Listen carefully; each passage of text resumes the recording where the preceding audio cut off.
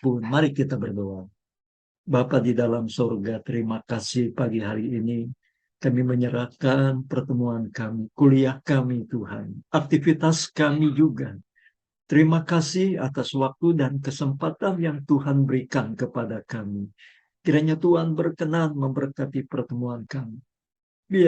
Biarlah kiranya ya Tuhan, Kau tambahkan hikmat pada hamba-Mu dan juga pengertian kepada seluruh mahasiswa sehingga mereka belajar dengan sungguh-sungguh pula mereka menyerahkan diri mereka kepada Tuhan karena kami sadar bahwa karena panggilan Tuhan sajalah maka kami ada di tempat ini untuk belajar. Kiranya Tuhan menerangi hati dan pikiran mereka sehingga mereka juga dapat Tuhan mendapatkan manfaat yang besar daripada mempelajari kebenaran firman Tuhan melalui mata kuliah ini. Hamba berseru memohonkan anugerah, pertolongan, dan pengasihan-Mu. Dalam nama Yesus kami berdoa Tuhan. Terima kasih. Haleluya, terima kasih. Amin. Baik, saudara-saudara, saya akan absen dulu ya, saudara-saudara. Eh, Johan, apakah Johan sudah siap untuk membantu seperti biasa?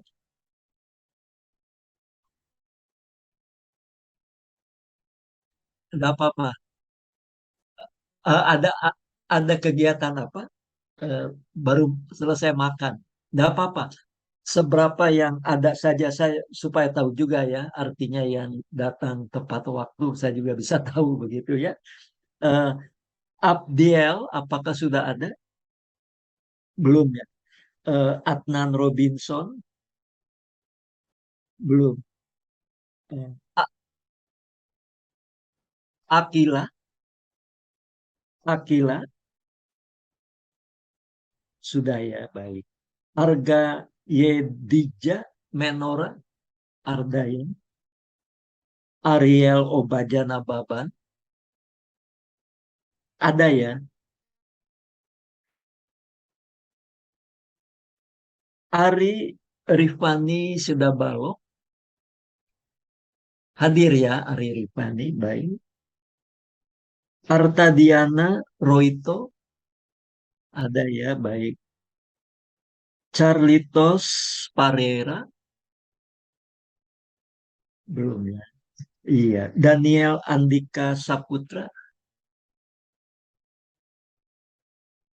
Oh iya iya maaf maaf. Carlitos belum ya? Belum ya baik. Daniel Ebenhazer belum ya. Daud Sinamohina belum ya. David Nanda Nathanael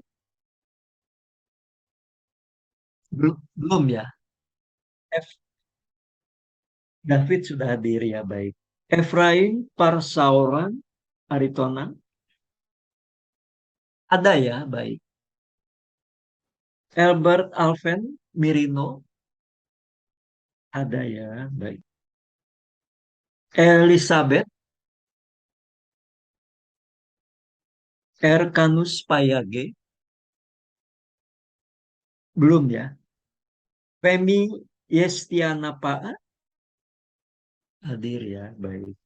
Fiona Christabel Fiona ada ya baik. Gaby ada ya. Gary Christian Hadira belum ya. Eh, Hendra Lado belum ya. Immanuel ada ya Immanuel. Oh iya Immanuel ada di online ya. Kemudian Indra Urbanus Taluta hadir ya baik. Irna Siregar ada ya Irna Siregar. Jerniwati Waruwu ada ya. Johan Gunadi. Oh iya, saya saking membaca terus padahal orang yang paling dekat dengan saya. Johan Gunadi ya. Yosua Hutagalung Ada ya. Joyson Tukalai. Iya, baik. Catherine Kuhlman. Iya. Kesia Rebecca. Iya. Lemuel Heavenson. Belum datang. Lucia Lubetubun. Izin agak telat.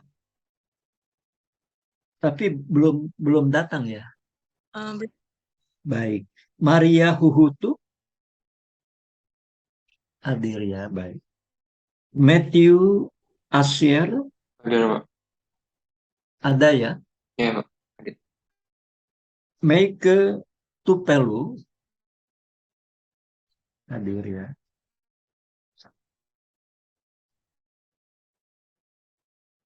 Mikael Chandra. Ada ya. Baik. Nathanael Budi Dharma. Hadir, Pak. Ada ya, Nathanael. Oksana Rangan. Ada ya. Hadir, Pak. Iya. Perlindungan Simatupang. Belum ya. Reval Sebastian. Iya. Revi Latumahina. Rizky Yosep Nainggolan. Rizky Resa Aditya. Ada ya.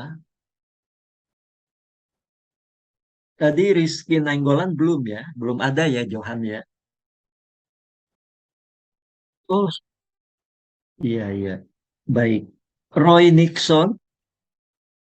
Iya. Ruben Indra. Ada, iya baik. Sharon Putri. Ada ya. Stevia Meilin. Walangitan. Iya, baik. Steli Patricia.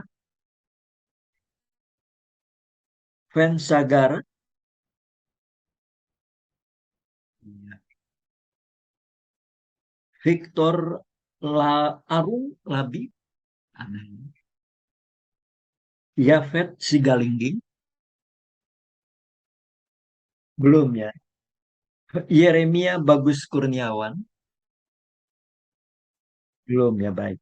Nah, jadi begini saudara-saudara, saya kira nanti saya akan absen lagi eh, menjelang akhir kuliah saja ya, supaya tidak mengganggu. Dan nanti dalam catatan saya yang di absen belakangan itu dianggap hadir, tapi saya akan catat di saya T. T itu artinya terlambat ya, supaya saya bisa tahu mana yang on time, mana yang terlambat begitu ya. Baik, jadi nanti ya Johan, di akhir kuliah saya absen lagi aja semuanya. Yang belum hadir ya, yang belum hadir saya akan panggil lagi. Begitu ya Johan ya. Ya, saudara-saudara baik, kita akan memulai kembali kuliah kita. Eh, Kemarin kita sudah mulai membahas tentang kitab-kitab puisi ya, begitu ya. Jadi kalau saya boleh bertanya kepada Arta Diana, Arta Diana, Arta Diana ada? Iya, tadi Arta Diana, oh iya. Jadi Arta Diana, eh, kitab puisi itu apa saja ya Arta Diana?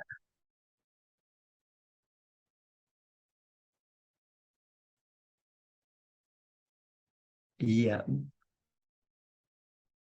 ya terima kasih Johan. Jadi nanti kalau yang saya tanya, Johan bisa bantu ya untuk memberikan mic-nya ya.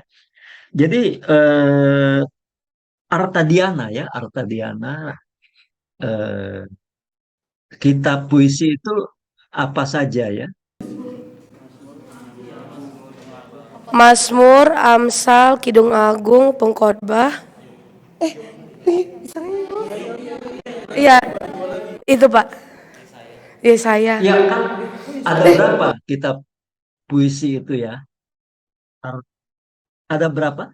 Ada 5, Pak. Ada 5. Coba sebutkan satu-satu ya. Amsal, Pengkhotbah, Kidung Agung, Ayub. Iya, baik ya.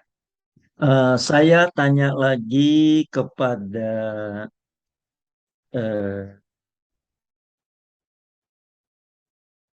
Femi Yestiana. Femi Yestiana. Ada Femi Yestiana?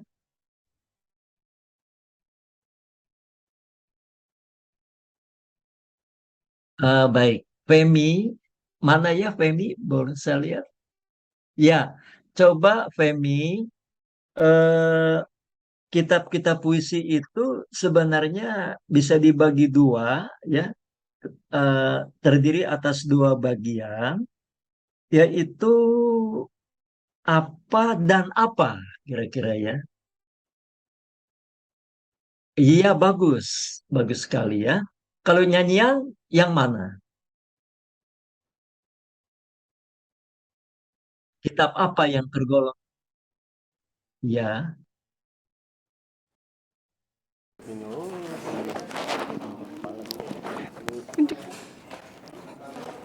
Nyanyian Mazmur, Kidung Agung. Sedangkan kalau kita untuk bagian hikmatnya, kitab Ayub, Amsal dan Pengkhotbah. iya, bagus, bagus ya. Nah, baik, saudara-saudara ya. Jadi nanti sekali-sekali saya bikin kuis seperti itu untuk kita juga bisa tetap mengingat ya apa yang kita bahas, apa yang kita pelajari. Jadi ya kita tentunya belajar ini bukan untuk lupa ya, saudara-saudara. Jangan sampai kita belajar untuk lupa ya. Jadi kita belajar itu untuk kita bisa mengingat. Karena informasi atau pengetahuan yang kita pelajari sekarang ini itu kan bekal ya untuk nanti di kemudian hari ketika kita menjadi seorang hamba Tuhan, tentunya ya kita harus tahu ya 5 kitab puisi itu, dan eh, bahwa kitab puisi itu di dalamnya ada kitab yang disebut atau tergolong nyanyian, ada juga yang tergolong kepada sastra hikmat. Nah, karena itu saudara-saudara, maka kita harus menguasai ya apa yang kita pelajari ini sebagai bekal untuk di kemudian hari, sehingga kita belajar ini bisa belajar dengan lebih sungguh-sungguh ya. Itu harapan saya. Nah, saudara-saudara, saya akan coba tampilkan dulu materinya. Nanti kalau sudah selesai, saya akan bagikan kembali karena ada update dari yang kemarin sudah saya berikan kepada saudara-saudara. Kemarin itu baru Ayub sampai dengan Mazmur, tapi nanti saya akan coba memberikan materi yang lebih lengkap lagi sampai dengan kitab Amsal ya. Coba saya akan buka dulu ya materinya, saudara-saudara. Iya, ya. Jadi ini yang kemarin kita bahas bahwa kitab-kitab syair atau puisi dalam PL itu tadi ya sudah bisa dijawab dengan baik. Ada 5 kitab, dan dari kelima kitab itu dapat digolongkan ke dalam, ada kitab yang merupakan nyanyian yaitu Mazmur dan Kidung Agung ya. Tapi juga ada yang berupa sastra hikmat. Nah, itu sastra hikmat itu meliputi kitab Ayub, Amsal, dan Pengkhotbah. Kemudian kita juga telah melihat ya bahwa eh, bentuk sastra di dalam Perjanjian Lama itu terbagi atas 2 bagian, yaitu ada bentuk puisi dan bentuk prosa. Saya kira ini lazim ya, umum ya dalam semua eh, bahasa apapun di dunia ini ya, ada yang namanya bentuk prosa, ada yang namanya bentuk puisi. Ya, kalau kita juga membaca koran, kita juga misalnya membaca suatu literatur, kan di situ juga ya ada bentuk prosa ya. Nah, kita telah melihat ya bentuk prosa itu misalnya ada yang namanya sejarah ya. Nah, jadi kita juga kalau membaca koran kan kita juga melihat ya ada berita. Nah, jadi kalau berita itu kan sebenarnya merupakan bentuk prosa ya. Kita sudah tahu ya kalau berita ya itu kita eh, menuntut keakuratan ya informasi. Jadi kalau misalnya kita membaca potongan koran, kemudian kita nggak tahu itu tanggalnya tanggal berapa, koran apa, kemudian kita hanya membaca telah terjadi peristiwa tsunami misalnya. Tentu kita akan bertanya ya, ini peristiwa tsunami kapan terjadinya? Apakah ini tadi malam atau ini sudah lewat mungkin setahun yang lalu? Nah, kita juga kan bertanya. Kita ketika membaca berita, kita ingin mendapatkan keakuratan ya. Misalnya ketika kita membaca ada seorang pendeta membunuh ya misalnya. Nah, kita juga ingin tahu, loh ini siapa ini ya. Eh, jadi kalau sejarah itu menuntut keakuratan ya. Nah, di dalam Alkitab juga kan ada bentuk sejarah ya. Misalnya kita telah melihat ya dalam kitab-kitab sejarah kan ya. Kita melihat contohnya yang paling jelas yaitu peristiwa pembuangan ke Babel misalnya. Nah, ini sejarah. Nah, ini ada catatannya ya.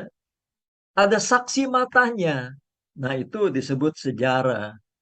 Nah, tapi kita melihat juga bahwa di dalam perjanjian lama itu eh, kemarin kita telah melihat ya bahwa ada yang disebut dengan mite ya.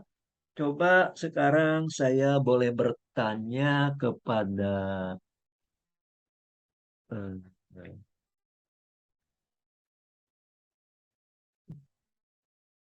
Lucia.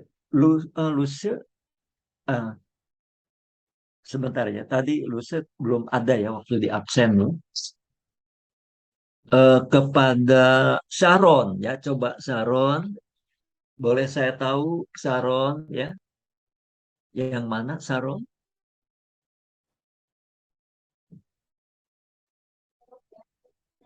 Ya, betul ya. Sharon asal dari mana ya Sharon? Kurang jelas suaranya. Kurang kurang jelas.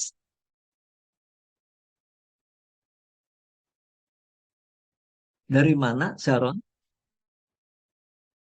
Dari Kalimantan Barat. Ya, baik. Sharon kemarin kan sudah mendengar ya, ada satu jenis sastra yang disebut dengan mite. Ya, mite itu sama nggak dengan mitos?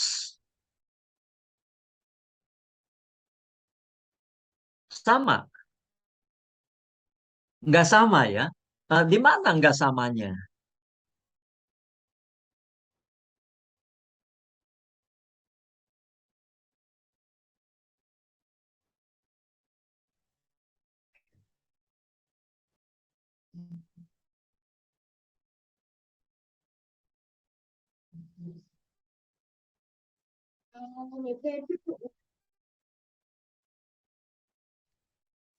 Kalau kalau mitos tidak nyata. Kalau mite, iya. Jadi mite itu apa? Coba contoh mitos apa ya? Saya ingin tahu ya bagaimana eh, siapa tadi Saron ya. Eh, Saron sering dengar kata mitos ya. Mitos itu apa sebenarnya ya, Saron?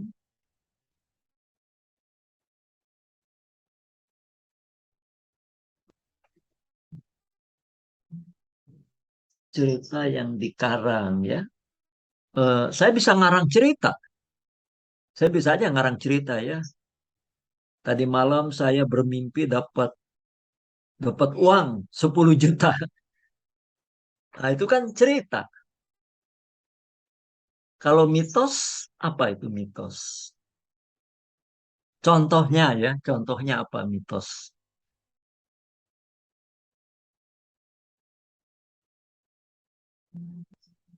Ya, kalau mitos itu dongeng ya, dongeng. Misalnya dongeng apa yang mungkin Saudara Saron dari Kalimantan ya. Nah, kalau di Kalimantan ada dongeng apa? Ada mitos apa misalnya? Kalau di Pulau Jawa ya kan ada mitos, Timun Mas, Pak. mitos ya Timun Mas. apa? Timun Emas. Timun emas. Kita ingin dengar ini. Coba apa itu mitos tentang timun emas itu ya? Coba ceritakan. Kata Bapak dongeng atau dongeng kancil? Menarik ini ya. Mungkin saudara-saudara juga banyak yang belum tahu ya, timun emas ya. Ini timun ini ketimun maksudnya ya. Iya, Pak. Ya. Ini kok ada ketimun emas, ini menarik ya. Coba ceritanya bagaimana? Tahu nggak itu timun emas itu apa itu mitosnya ya? Ya untuk pengetahuan kita lah ya. Kan kita ini dari berbagai suku ya, kita boleh juga berbagi cerita ini ya.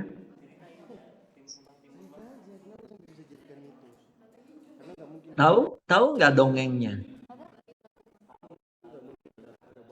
Iya, kan ceritanya Pak, timun mas itu ada bayi di dalamnya.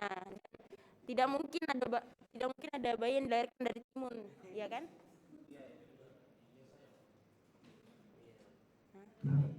Apa bayi atau apa? Ada bayi di dalam timun, Pak. Oh, bayi dalam timun. Ya udah, cukup ya, begitu ya. Jadi itu ada sejarahnya tentu ya, dongeng. Tapi kan itu disebut mitos karena itu ya hanya apa ya, cerita fiksi begitu ya. Artinya bukan fakta tapi fiksi. Nah, itu mitos. Tapi kalau mite apa itu ya, Sharon?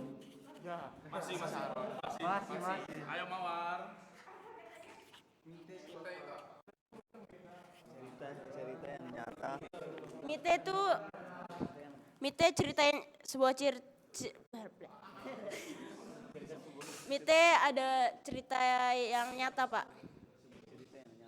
Ya, coba bisa dirumuskan kira-kira pengertiannya bagaimana ya? Cerita yang nyata ya boleh.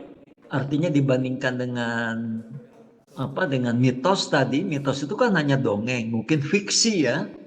Tapi kalau mite itu cerita yang nyata, tapi kapan itu terjadinya? Sharon.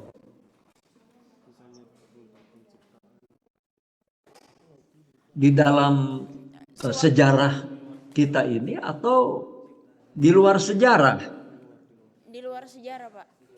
Iya, jadi mite itu ya merupakan satu bentuk sastra di dalam perjanjian lama untuk mengungkapkan satu peristiwa yang terjadinya itu di luar sejarah, bukan di dalam sejarah.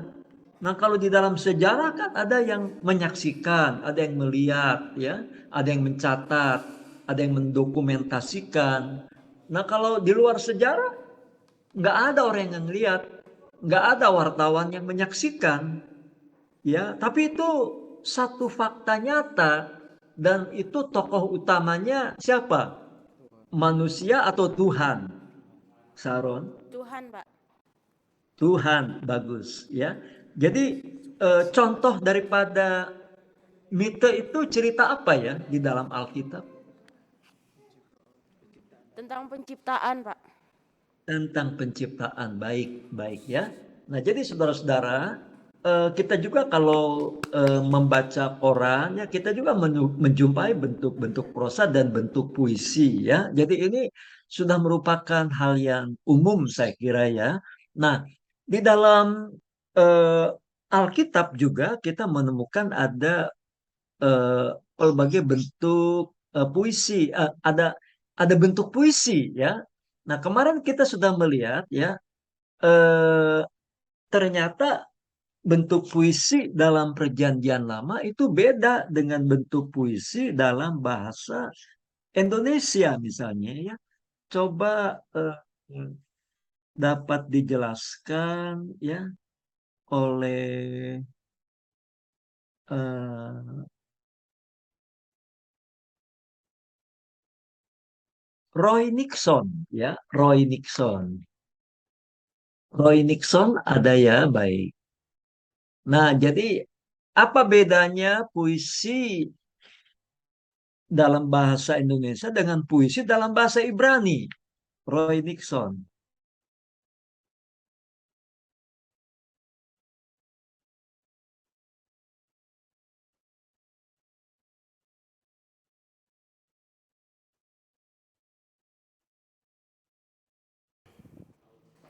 Di dalam kitab Mazmur itu kan penulisnya banyak ya. Itu kalau dalam kisah Mazmur itu ada banyak penulis ya, salah satunya Daud, Salomo, Musa, Asaf, dan beberapa orang lagi. Nah, bedanya sama puisi biasa itu kan suatu ungkapan ya Pak. Kalau suatu ungkapan, jadi dia menulis satu kata-kata yang tidak menggambarkan gitu kisah hidupnya. Sedangkan dalam puisi dalam kitab di Alkitab ini menggambarkan bagaimana pergumulan seseorang terhadap keadaan hidupnya dengan Tuhan gitu loh Pak. Begitu ya. Itu menurut saudara Saya Roy Pak. siapa Roy ya, Roy Nixon ya, begitu ya. Kalau coba saya tanya sekarang kepada Michael Chandra, ada ya Michael Chandra? Michael Chandra,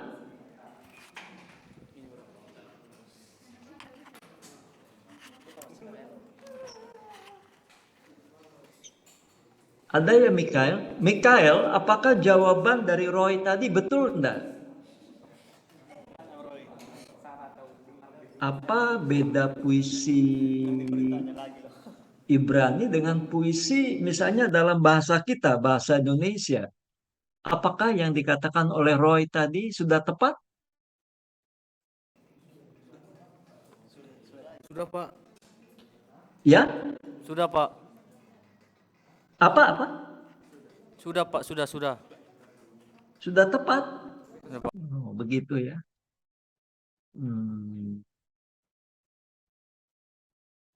Coba sekarang saya tanya lagi kepada Nathanael Tan ya. Nathanael Tan ini kan ada di online ya. Iya, Pak. Nathanael Tan, ya. Tadi jawaban daripada Roy Nixon itu betul enggak?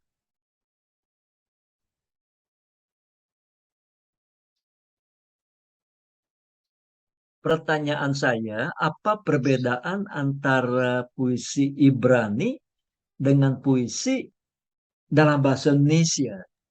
Jadi maksud saya, apa keistimewaan daripada puisi Ibrani? Ya, ciri khasnya itu apa? Sehingga itu membuatnya berbeda dari puisi dalam bahasa Indonesia. Ya, apakah jawaban dari Roy tadi betul?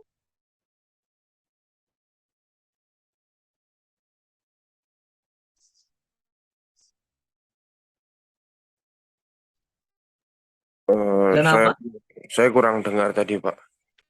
Kurang dengar. Baik. Makanya harus sambil dengar ya. Iya, Pak. Maaf. Coba siapa yang bisa memberikan jawaban? Jawaban dari Roy tadi betul atau masih belum tepat begitu ya? Siapa yang bisa menjawab? Ya, Rizky ya, silakan. Bagaimana menurut Rizky?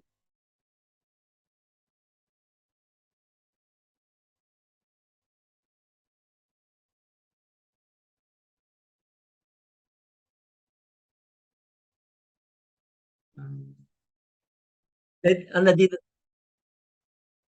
dalam, maksud saya di dalam puisi Ibrani itu apa ya? Ada satu bentuk ya satu bentuk yang memang itu merupakan ciri khasnya. Apa itu? Bentuk apa? Masih ingat enggak? Apa?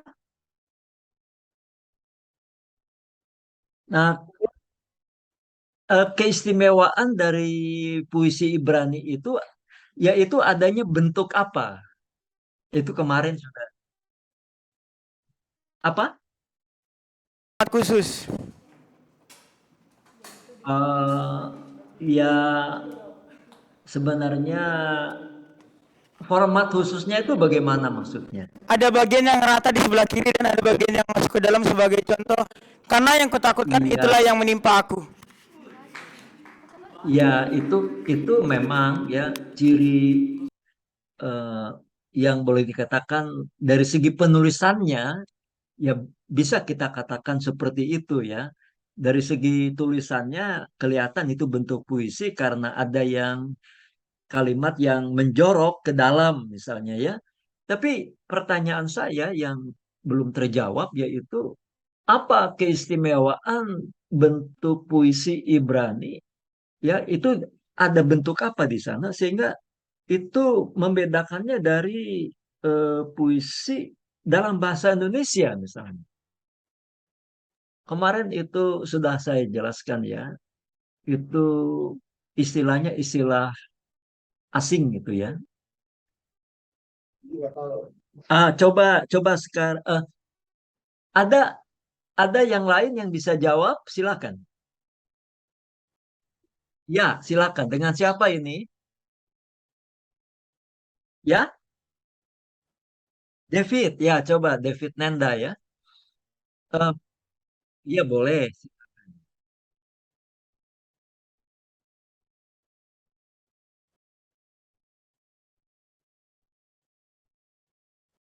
Ya, bagus. Ya, ya, bagus. Nah, itu bisa dijelaskan apa itu bentuk puisi Ibrani yang disebut dengan parallelismus membrorum itu ya. Jadi itu bedanya dengan puisi dalam bahasa Indonesia apa itu ya? Kalau kalau puisi bahasa Indonesia itu biasanya ditandai dengan kesamaan bunyi ya, dengan kesamaan bunyi. Betul ya, David ya. Misalnya kalau ada syair begitu kan empat kalimat, empat baris ya. Eh, di tiap-tiap baris itu eh, kata yang terakhir itu bunyinya sama ya. Huruf A, yang kedua juga huruf A gitu ya. Nah, kalau puisi Ibrani itu bukan ditandai dengan kesamaan bunyi, tapi ditandai dengan apa? Nah, itu ya. Eh, belum dulu ya, jangan dulu lima saja. Tapi kalau puisi bahasa Indonesia itu kan ditandai dengan kesamaan bunyi. Tapi kalau puisi Ibrani bukan kesamaan bunyi, tapi apa? Pak, saya mau bantu jawab boleh? Boleh, silakan, silakan. Kalau puisi Ibrani itu dia punya dua bagian. Itu ada yang pikiran sama yang gagasan. Terus ada kayak pengulangan nih. Ya, Contohnya di Mazmur iya. 15 ada yang bunyi seperti ini. Tuhan, siapakah yang boleh menumpang dalam kemahmu? Siapa yang boleh diam di gunungmu yang kudus? Itu kan artinya dua sama, Pak. Jadi dia Ya, punya itu namanya apa itu kalau begitu? Kemarin itu ada istilah ya. Ini maaf dengan siapa ya? ini Nathanael, Pak. Nathanael. Iya, Pak. Ya, jadi itu belum terjawab ya. Jadi kalau puisi Indonesia ditandai dengan kesamaan bunyi. Tapi kalau puisi Ibrani bukan kesamaan bunyi, tapi nah apa itu?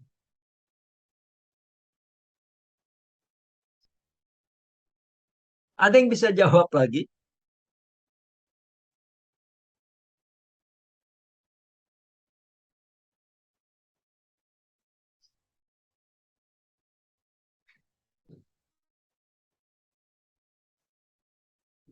Coba dibaca dulu apa ya catatannya makalah yang kemarin saya berikan ya. Ya, siapa? Aprila. Ya, bagaimana?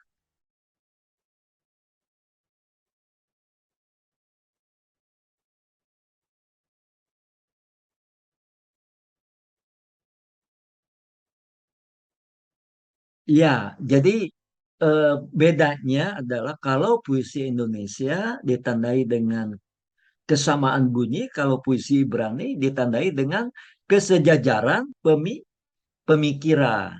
Ya, nah begitu ya. Baik, bagus ya. Itu siapa barusan? Eh, Aquila, ya, baik, baik, ya, baik, Aquila ya. Nah, jadi saudara-saudara kemarin kita telah melihat hal itu ya. Eh, jadi ada bentuk paralelismus membrorum. Jadi paralelismus membrorum itu maksudnya adalah kesejajaran pemikiran, begitu ya. Jadi kesejajaran pemikiran itu ada beberapa macam ya, ada yang sifatnya sinonim, kemudian juga ada yang sifatnya antitesis ya, kemudian ada yang sifatnya sintesis ya, kemudian ada juga yang merupakan klimaks ya. Nah, itu empat yang utama. Tetapi ada juga yang kemudian menambahkan ada yang lebih detail lagi ya. Dennis Green misalnya menyebutkan ada emblematic paralelisme, kemudian ada sterlite, ada introverted paralelisme ya. Nah, jadi kalau tadi ya yang misalnya kesejajaran yang berbentuk sinonim itu ya, jadi itu misalnya kita lihat dalam ya mungkin langsung aja yang sudah ada ayatnya ya, Amsal 20 ayat 1 ya. Anggur adalah pencomooh, minuman keras adalah peribut. Nah, jadi di sini yang sinonim itu mana ya? Nah, di sini kan ada anggur. Anggur adalah pencomooh. Minuman keras adalah peribut. Jadi anggur dengan minuman keras ini, nah itu sebenarnya merupakan satu sinonim ya. Jadi ini kesejajaran sinonim ya. Ya kemarin kan ada penjelasan. Jadi dalam contoh di atas anggur itu sejajar dengan jadi mungkin lebih tepat jangan dikatakan sinonim, tapi sejajar maksudnya ya. Anggur itu sejajar dengan minuman keras, ya. Nah, sedangkan pencemooh dengan peribut. Nah, kemarin saudara masih ingat bahwa kita penting untuk memahami ya tentang bentuk paralelisme membrorum ini karena ini membantu kita juga untuk mendapatkan pemahaman dan pengertian yang lebih baik ya dari ayat itu ya. Jadi kalau dikatakan anggur adalah pencemooh, minuman keras adalah peribut, jadi pencemooh dengan peribut itu ya sejajar. Nah, boleh dikatakan ya ini sama ini sebenarnya pencemooh, peribut ya. Nah, itu yang dimaksudkan dengan kesejajaran yang bersifat sinonim. Nah, kalau yang bersifat antitesis ya, nah itu eh, lebih mudah juga ya untuk kita bisa deteksi karena namanya juga antitesis, pertentangan. Artinya kan biasanya ditandai dengan kata tetapi kan ya, seperti dalam ayat ini. Anak yang bijak mendatangkan sukacita kepada ayahnya. Tetapi, nah tetapi anak yang bebal adalah kedukaan bagi ibunya. Jadi dalam contoh di atas ya kita lihat bahwa anak yang bijak itu dipertentangkan dengan apa? Dengan anak yang bebal. Ya, sedangkan tadi eh, sukacita kepada ayahnya dipertentangkan dengan apa? Dengan eh, kedukaan bagi ibunya. Nah, itu yang disebut dengan antitesis ya. Nah, lantas kemudian ada kesejaran yang bersifat sintesis. Artinya ini melengkapi ya. Nah, jadi itu dapat kita lihat ya dalam contoh ayat ini ya. Jadi misalnya mengapa yang Maha Kuasa tidak mencadangkan masa penghukuman dan mereka yang mengenal Dia ya tidak melihat hari pengadilannya ya. Oh, jadi terus dikembangkan lagi. Ada orang yang menggeser batas tanah, yang merampas kawanan ternak, lalu menggembalakannya. Ya, keledai kepunyaan yatim piatu dilarikannya. Nah, ini merupakan satu kesejajaran yang ternyata kalimat-kalimat berikutnya itu melengkapi, menjelaskan. Nah, itu disebut dengan kesejajaran sintesis ya. Nah, kemudian ada klimaks. Saya kira kalau klimaks itu kan sudah bisa kita membayangkan ya. Kalau klimaks itu misalnya kita bisa lihat dalam Mazmur 29 ayat 1 sampai 2 ya. Mazmur 29 ayat 1 sampai dengan ayat yang kedua, kalau dilihat kalimatnya itu sebenarnya membentuk satu klimaks ya. Saudara bisa sambil membuka Alkitabnya, coba saudara lihat di sana ya. Mazmur 29 ayat 1 sampai 2. Kepada Tuhan, hai penghuni sorgawi, kepada Tuhan sajalah kemuliaan dan kekuatan. Nah, jadi ini membentuk satu klimaks ya. Berilah kepada Tuhan kemuliaan namanya. Sujudlah kepada Tuhan dengan berhiaskan kekudusan. Nah, jadi kalau klimaks itu artinya terus mencapai puncaknya, mencapai klimaksnya. Ya, saudara nanti bisa cek lagi dengan ayat-ayat yang lain. Nah, jadi saudara-saudara, itulah yang merupakan keistimewaan dari apa bentuk puisi dalam bahasa Ibrani ya begitu. Jadi saudara-saudara saya kira sekarang eh, kita coba lihat saja ya yaitu kita mulai dengan kitab Ayub ya. Jadi kitab Ayub ini kan tadi tergolong kepada apa sastra hikmat sebenarnya ya. Nah, jadi coba kita lihat di sini ya. Ini rangkuman singkat saja ya. Nanti saudara bisa ya terus menggali, menambahkan ya, mengeksplorasi dari literatur pengantar PL yang lain yang sangat banyak sekali sebenarnya ya. Saya hanya mencoba merangkumkan saja ya secara singkat ya. Yang pertama kita akan melihat tentang soal siapa penulis daripada kitab Ayub ini dan kapan ditulis kira-kira ya. Jadi sebenarnya tentang soal penulis yaitu para pakar sepertinya mau mengatakan bahwa tidak ada kesepakatan ya, tidak dapat diketahui dengan pasti ya, tidak bisa dipastikan siapa sebenarnya penulisnya. Nah, ada yang mengatakan Ayub adalah penulisnya, ada juga yang mengatakan Elihu, ada juga yang mengatakan Musa, ya, ada yang mengatakan Salomo, Yesaya, dan Hizkia. Tapi tidak ada bukti sama sekali ya yang bisa membuktikan bahwa orang-orang tadi menulis kitab Ayub ini. Nah, kalau tradisi Yahudi sendiri menganggap bahwa kitab Ayub ini penulisnya adalah Musa. Tapi juga ya tidak ada dukungan konkret terhadap pendapat itu. Nah, waktu penulisan juga belum dapat dipastikan ya gitu. Ada yang berpendapat bahwa kitab ini merupakan kitab PL yang tertua karena tidak menyinggung sejarah Israel. Ya masuk di akal juga ya. Dan suasananya cocok dengan zaman para leluhur Israel. Nah, pendapat yang lain ya ini kitab Ayub ini ditulis pada masa Salomo. Karena pada masa inilah sastra hikmat berkembang ya, antara tahun 600 sampai dengan 400 sebelum Masehi yang merupakan era pembuangan ya. Jadi eh, kemudian atas dasar itu kemudian ada satu pemahaman bahwa penderitaan Ayub itu hendak menggambarkan ya penderitaan Israel yang dibuang ke Babel, ya. Jadi ini persis, saudara-saudara, apa yang juga dipahami oleh orang-orang Yahudi, ya.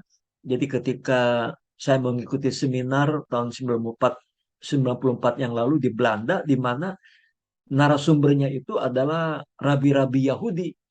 Jadi mereka melihat bahwa peristiwa pembuangan ke Babel, juga peristiwa Holocaust, ya, saudara tahu itu Holocaust adalah peristiwa di mana orang-orang Yahudi dibantai, ya, dicoba dimusnahkan dalam kamp-kamp konsentrasi, ya, waktu itu di Jerman, ya, sehingga hampir 6-7 juta orang Yahudi kan jadi korban.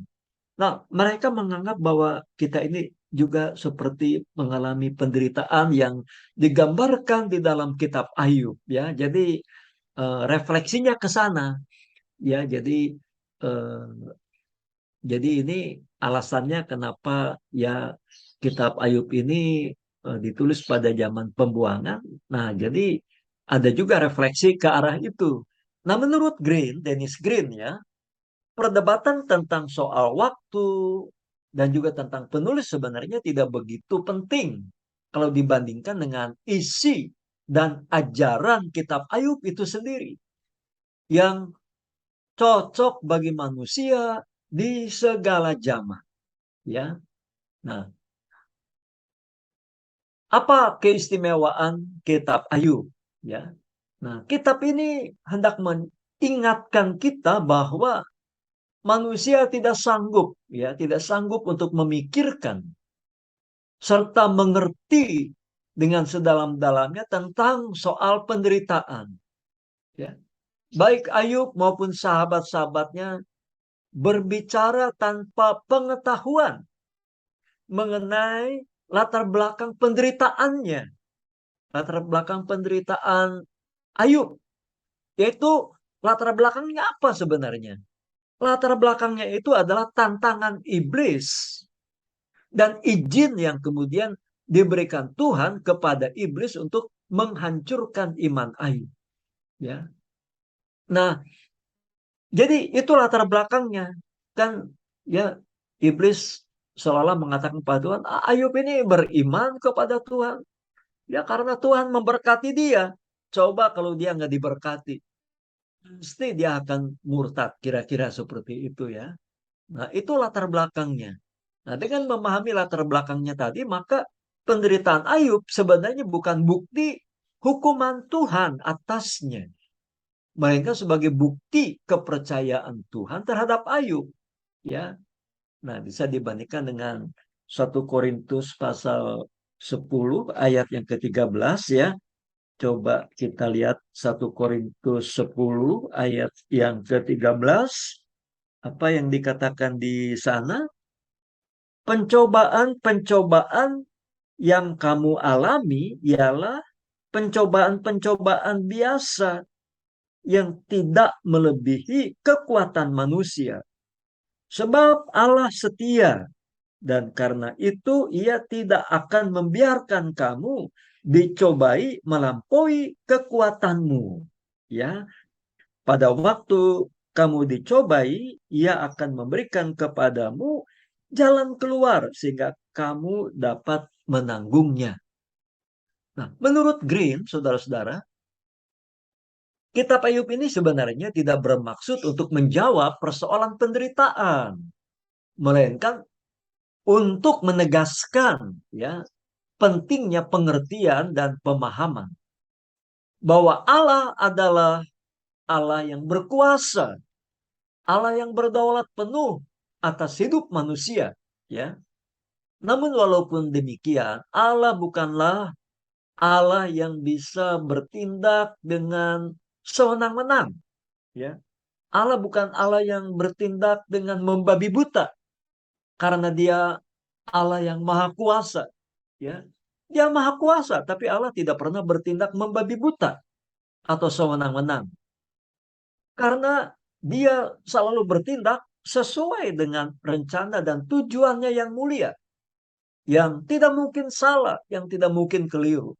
Ya, Allah Maha Kuasa, tapi kita juga sadar bahwa sifat Allah bukan saja Maha Kuasa, tapi Allah juga Maha Suci, Maha Kudus, yang tidak akan mungkin dia berkompromi dengan yang jahat.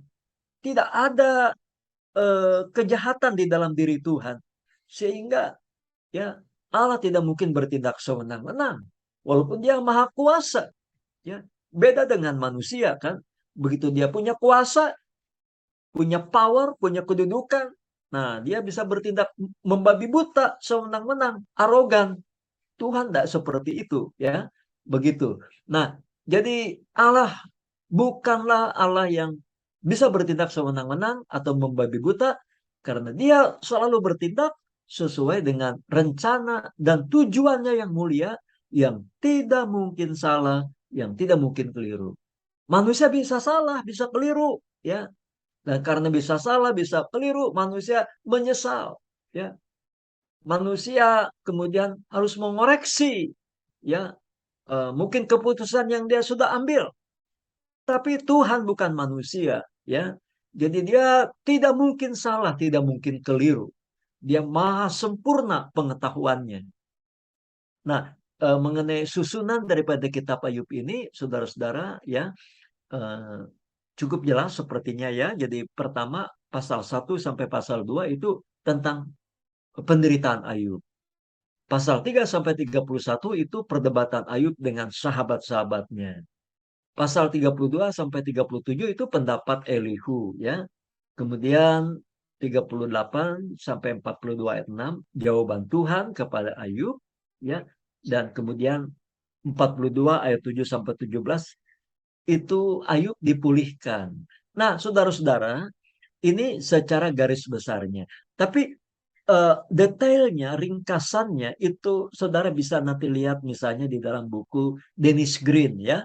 Nah, itu penting juga untuk saudara bisa cermati, ya.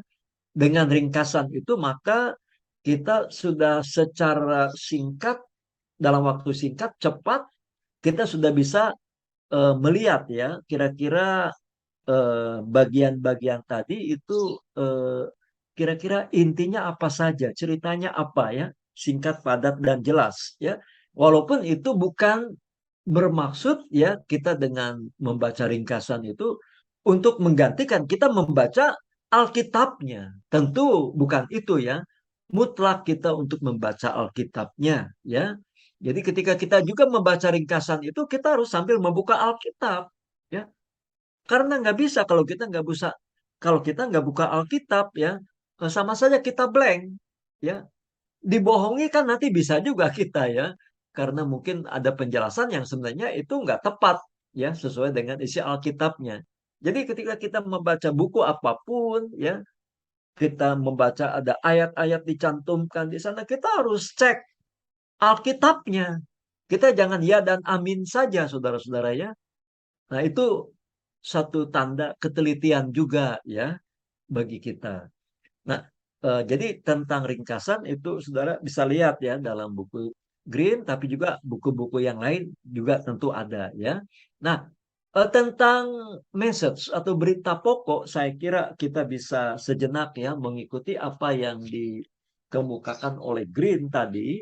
Tadi sudah sempat saya coba singgung sedikit, ya, apa yang dikatakan oleh Green. Tapi tentang hal ini dalam buku Dennis Green itu ada di bawah judul ajaran, ya, halaman 128 sampai dengan halaman 131 sebenarnya, ya.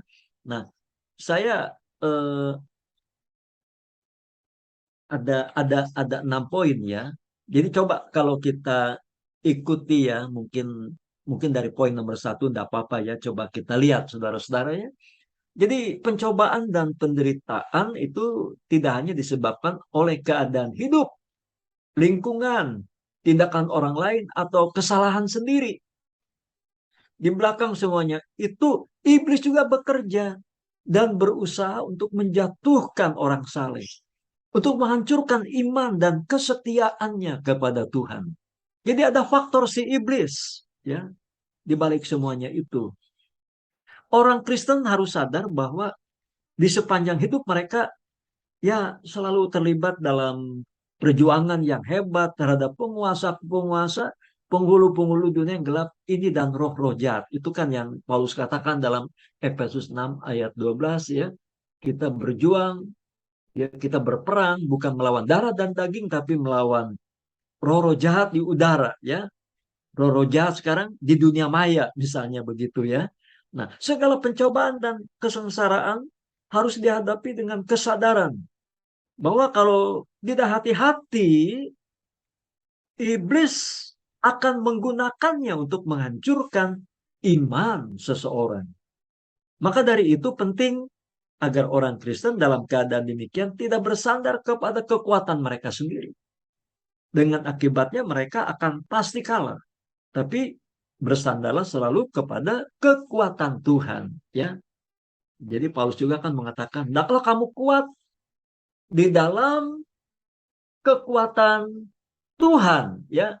Nah, banyak manusia sekarang ini dia mau kuat, tapi bukan kuat di dalam Tuhan, tapi kuat di luar Tuhan. Ya, akibatnya menggunakan segala cara-cara yang duniawi, ya. Jadi kita harus kuat, tapi kuat bukan di luar Tuhan, tapi di dalam Tuhan. Itu tadi yang pertama. Yang kedua, saudara-saudara ya, di sini Green mengatakan bahwa dosa manusia yang terbesar adalah kesombongan. Jadi kalau dikatakan apa itu dosa manusia yang terbesar, saya kira kita sependapat bahwa dosa terbesar itu adalah kesombongan. Kejatuhan manusia pertama itu karena apa? Kan karena kesombongan ya.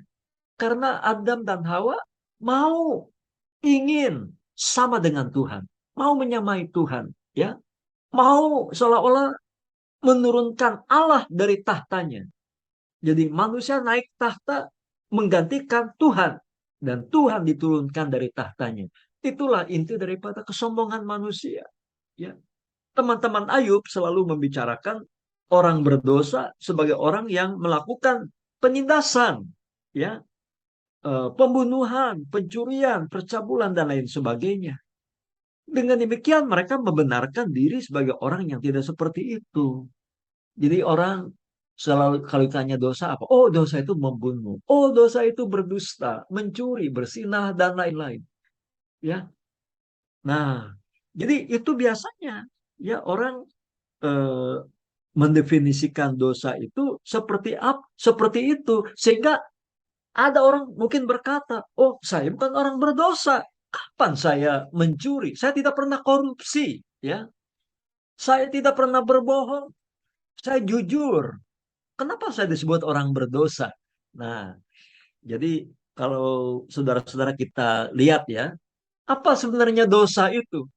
Ya, kan Rasul Yakobus mengatakan, barang siapa tahu bahwa dia harus berbuat baik, tetapi dia tidak melakukannya, maka dia berdosa.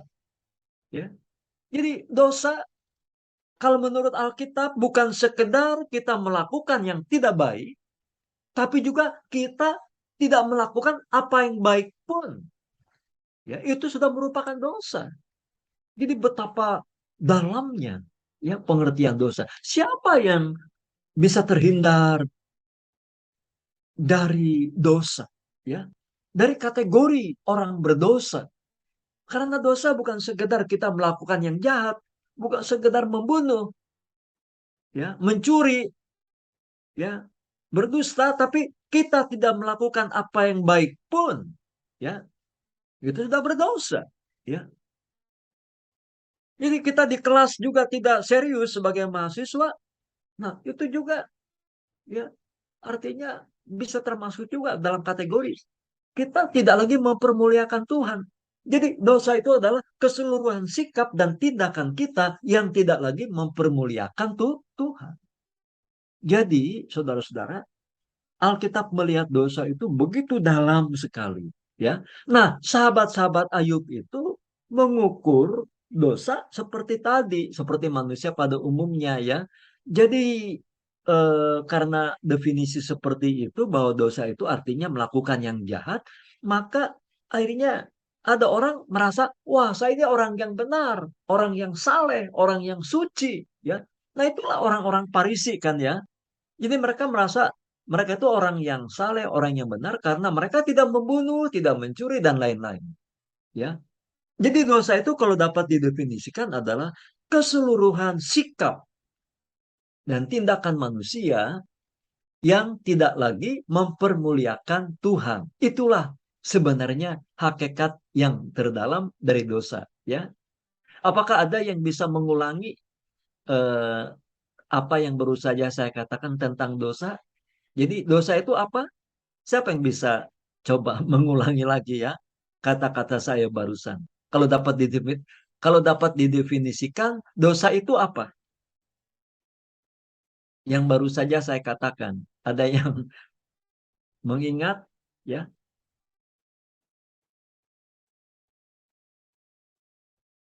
Dosa kan bukan sekedar membunuh, mencuri, bukan sekedar melakukan kejahatan, ya.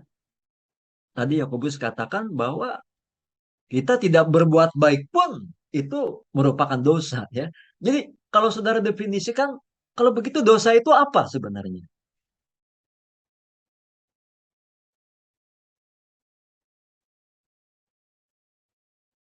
Kan tadi dosa terbesar itu adalah kesombongan, ya. Kesombongan manusia di hadapan Tuhan, ya. Jadi kalau begitu, kalau dapat didefinisikan dosa itu, kalau menurut saudara, coba ya, siapa yang bisa mendefinisikan ya, dosa itu apa sebenarnya ya? Silakan ya, saudara-saudara, siapa yang bisa mencoba mendefinisikan ya? Eh, saya ya, ya. Sebentar saya pamit dulu ya, saya ke belakang dulu saudara-saudara. Nanti saya balik lagi ya. Saudara coba pikirkan, boleh diskusi dengan teman di samping ya. Dosa itu apa? Sebentar saya balik lagi ya.